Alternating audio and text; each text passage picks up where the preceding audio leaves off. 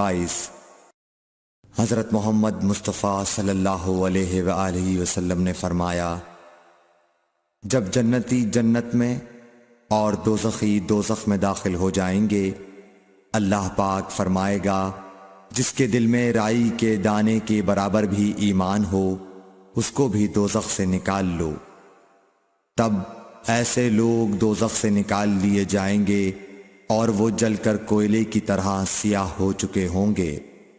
फिर जिंदगी की नहर में या बारिश के पानी में डाले जाएंगे। उस वक्त वो दाने की तरह उगाएंगे जिस तरह नदी के किनारे दाने उगाते हैं। क्या तुमने नहीं देखा कि दाना जर्दी माइल पेच दर पेच निकल